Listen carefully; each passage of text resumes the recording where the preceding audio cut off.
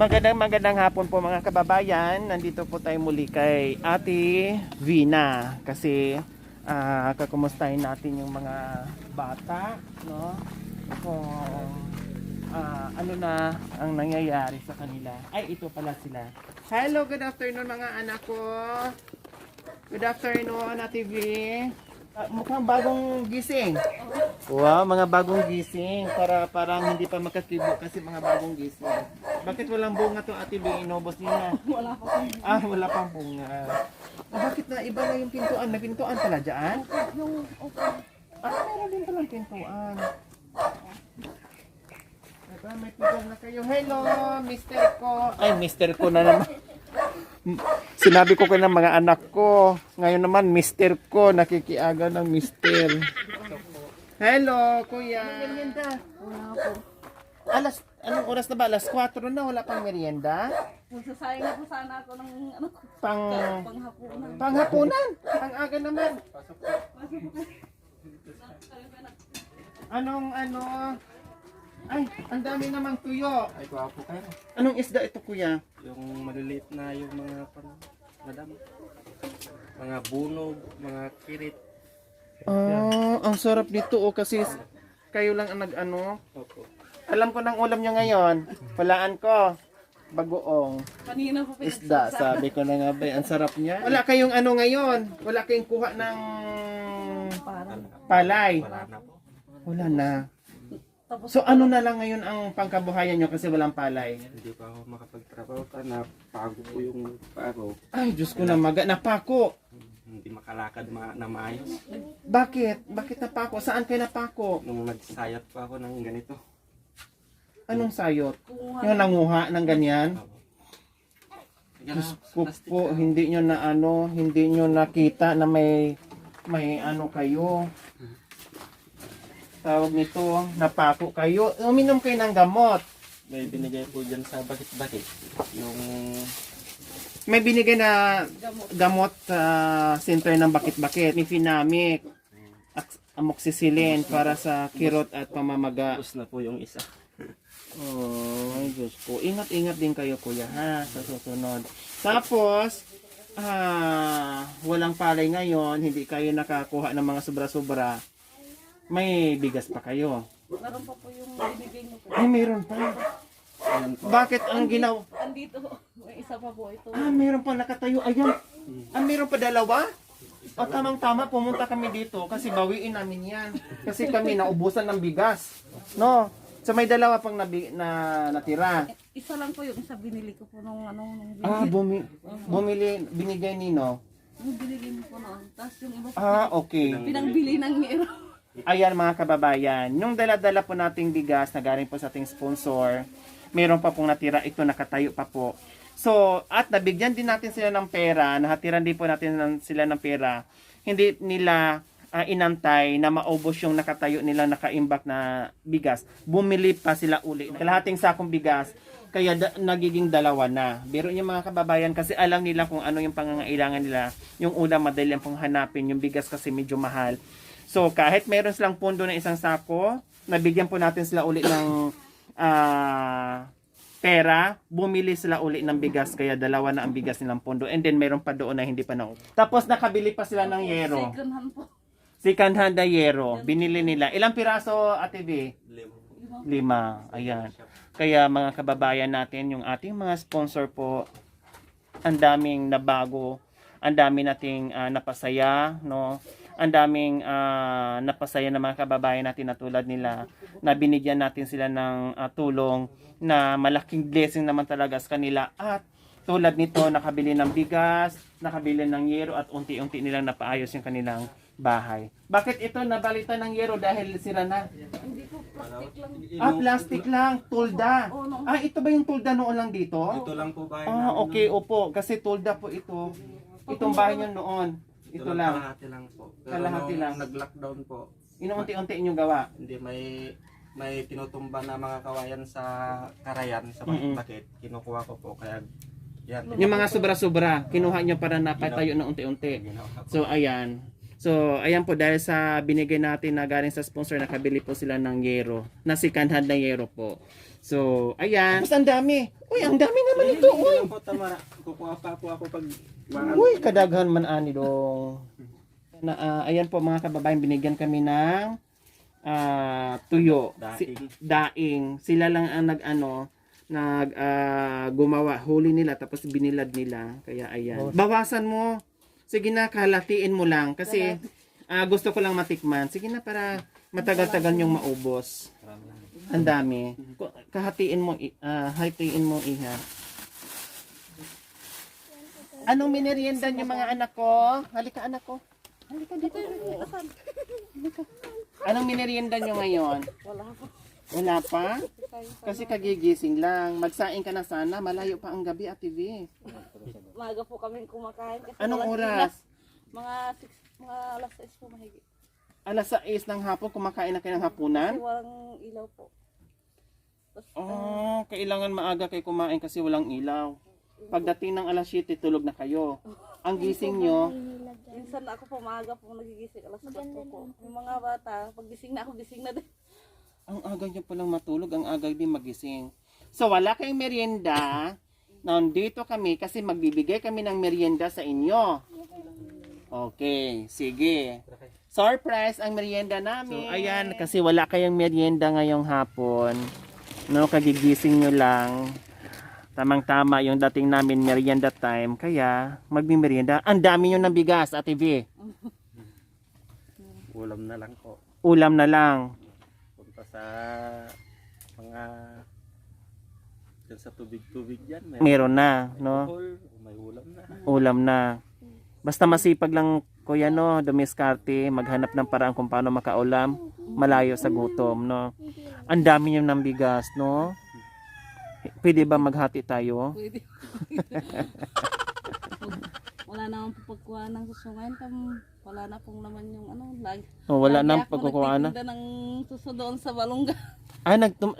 Naglalako kayo ng suso na ngayon. Kami ganyan. Nakamagkano ka din? Pag yung di pa na po yung timba po, may 300 na higit. 300 din. So, Isang taas. siya na rin yung pambili ng ulam, no? So, maganda. Ganito po sila kasi pag mga kababayan, dati may palay pa, yung mga sobra-sobra kinukuha nila, tapos nangingisda, pumunta sa mga ilog-ilog. Tapos ngayon naglalako ng mga suso kung ano yung mahuli nila. Alam niyo po ba yung mga anak ko? Alam ba ninyo to? Anong pagkain ito? Yeah. Anong pagkain ito, anak? Hindi alam. Ha? Naranasan ba nilang kumain ng McDo? Hindi po. Jollibee? Hindi rin. Hindi pa kayo nakakain nito mga anak? Hindi pa. So makakain nyo ito. Kasi ano ito anak?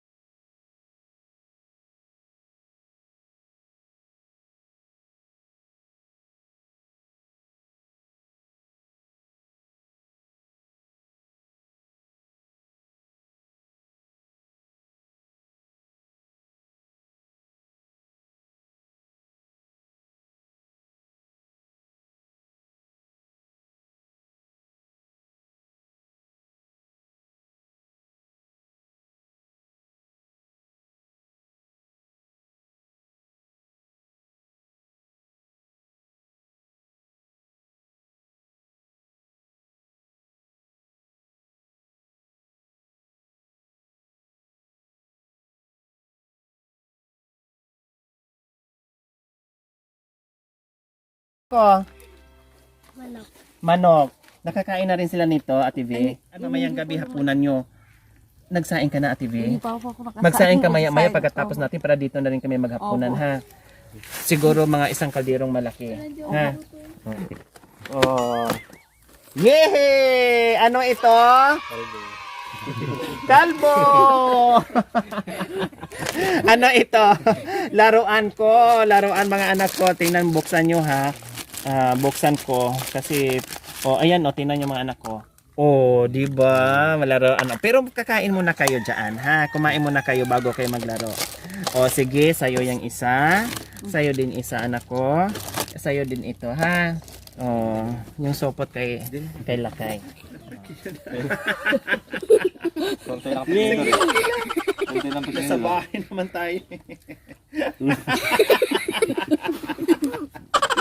Sige, okay lang. May tissue. Saan ba yung tissue? Bigyan natin ng tissue. Di madala no? Kaya kamayin na lang. Kayo. Anak, Diyos ko, nadagdagan ang bigas nyo. Meron pang dalawa doon nakatayo. Pangatlo na. Pag wala na pong bigas, walang trabaho. Ang hirap po. Ang hirap. Naranasan nyo, kuya, na nawalan kayo ng bigas, nawalan pang saing? Naranasan po pero kinakapalat ko po yung mukha ko na nang hihiram doon sa mga sa mga kakilala ko dyan sa bakit-bakit. Kasi walang choice. Kaya sabi mo, kinakapalan mo na lang yung mukha mo, manghiram para may makain yung anak mo. Sabihin po naman nila, balik ka na, bigyan ako ng bigas, balik ka bukas, may papatrabaho ako sa'yo. Nagbibigay din ng trabaho. Hindi mainam. Pinagpuputol pa ako ng mga kahoy.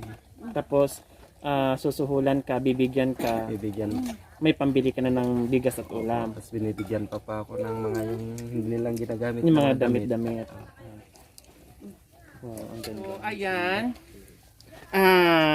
Kakain tayo ng, siyempre, madalas nila kung nakakain yung cake, no? Ate V. Kahit paano nakakakain sila ng cake pag may birthday, no? Kailang huling kain na ng cake? Nung nag-birthday po sila. Nung naki-birthday sila dyan. Ngayon, walang magbe-birthday sa inyo? Tapos na po sir nung 11. Nung 11? Ba't di kayo nung bida? Wala akong handa. Ha? Maglo na Hindi. lang, related. Pupunta dito, magdala ako ng kandila. Blow lang tayo. Kakantahan namin kayo ng happy birthday. Ate, ayaw mo na. Sige, celebrate na lang natin. Belated happy birthday, Mr. Diosdado Macapagal. Sa ato. Okay, ayan ang birthday nila. To Vina from Skyby, Winnipeg, Canada. Ayan, maraming salamat po, tita. Diyos ko po, tuwang-tuwa po yung mga bata. Tuwang-tuwa sila, no? Pamilya ni Ate V na sa binigay nyo po. And then tamang-tama, ito, belated happy birthday na lang ni Lakay. Celebrate niya ngayon kahit huli, nakahabol pa rin, no? Nakahabol pa rin. So ayan, maraming salamat po muli, Skyby from Winnipeg, Canada. Maraming salamat po sa inyong binigay dito sa pamilya ni Ate B. Itong bigas, itong chicken, tapos lechon, manok, tapos itong ating cake, itong spaghetti, no? With laruan na po yon. Maraming salamat po dahil itong hapon, no? Hindi lang inasahan na darating tayo, magbigay tayo ng biyaya. Maraming salamat na pinasayo niyo po ang pamilya nila ni Ate V. So bukod pa po dyan, mayroon pa tayong cash na ibibigay dahil mamaya magtuta tayo kung nakamagkano. Dahil nagpadala po yung ating sponsor ng 3,515.65. So mamaya tuta natin kung magkano yung nabili natin, and then yung sobra mapupunta na po sa kanila yun. Okay? So, ayan. Pwede na kayong kumuha, mga anak ko. Oh, ito anak. Oh, yung isa. Kamayin mo na, no? Ayan. Ikaw na. So, ayan. So, ayan. So mga kababayan, no, yung ating sponsor po nagpadala po ng cash na 3,515.65. Siya po ay nag-request kung ano po yung dapat nating bilhin. Basta mga kababayan, yung kanyang gustong bilhin is cake at spaghetti. Spaghetti at cake yung kanyang ni-request para dito sa mga bata. So ngayon, bumili pa ako ng chicken at bigas. Kasi yung bigas po, ito yung pangunahing pangangailangan sa araw-araw. Si tatay ay madiskarte naman po kung walang ulam, kung saan-saan po siya naghahanap, kung saan-saan po siya sumusuot, doon sa mga maliliit na kailugan dyan, no, tawag nito, nanguhuli ng maliliit na isda para may pang-ulam sila o kaya kuhol. So ngayon, bumili ako ng bigas, spaghetti, cake at lechon manok. So, yung cake natin ay 720, yung ating spaghetti ay 548, yung ating bigas ay 12, yung ating chooks to go ay 230. So, mayroon kayong nasubra na 817.65 doon sa 3,515.65. So, ayan po. So, ayan po mga resibo natin. And then, ibibigay din po natin, isasend din po natin ito sa ating sponsor. 100, 200, 300, 400, 500,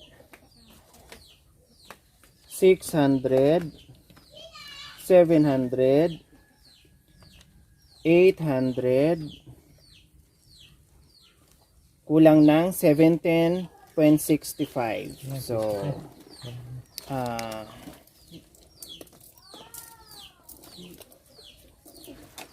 17.65. Salamat po sa inyo po.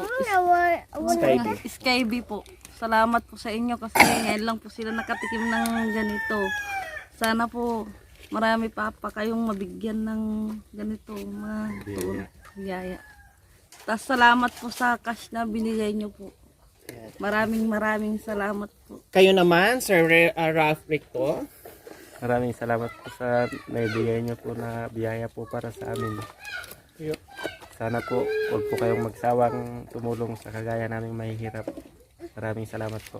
Walang anuman. Alam niyo po, ako'y napanga sa inyo. Kahit gaano kahirap yung buhay, patuloy kayong lumalaban, napakasipag mo, no? Kahit anong hirap ng buhay, napakasipag mo, pero yung ngiti mo, no, yung positibo, nandoon pa rin. Oo, yung iba halos hindi na makangiti sa harap ng buhay, pero kayo hanga-hanga ako. Lumalaban kayo sa buhay, ika nga, no? Talagang nagiging positibo kayo sa buhay kasi ang ganda ng ngiti nyo, kahit si Ate V, although nung unang lapit namin na Ate V, nagiging emosyonal dahil siyempre yung kanyang pangarap ay makapagtapos na pag-aaral ay hindi na dahil ayan, pero naligaw dahil niligaw mo. Joke. Pero yun ay hindi naman pinagsisihan dahil hindi naman kayo nagiging batugan, bagkos nagiging palaban kayo sa buhay, ha? Okay? Go lang, ganun lang po ang buhay. And then syempre magpapasalamat din po ako sa daing na binigyan nila sa akin. Ito yung kuha ni Kuya na yung sinusuyod-suyod lang ganun. Ano ba yung Kuya? Sayot. Ay, sayot, bayot. Sayot, bayot. Ganun lang, sinusuyod. Tapos, di mo na mamalayan. May isda na kahit maliliit. Ayan, maraming salamat dahil ang dami din natin binibigyan, no, pinupuntahan. Pero, nagpapauwi din sa atin. Minsan, gulay, isda, kung ano-ano na lang, prutas. And then ngayon, tuyo na naman. So, next time, mag-ingat sa pagsusuyot, ha? Baka masuyot mo is bayot. May pagsuyot mo ganun, pag-ahon mo ganun sa ano mo, may nahuli kang sirinang bayot. Okay? So, mga kababayan, maraming salamat po. Huwag niyo pong kalimutan, paki-share at subscribe sa aking YouTube channel, Lori Aquino Tilita. Maraming salamat po. God bless us all. Bye-bye!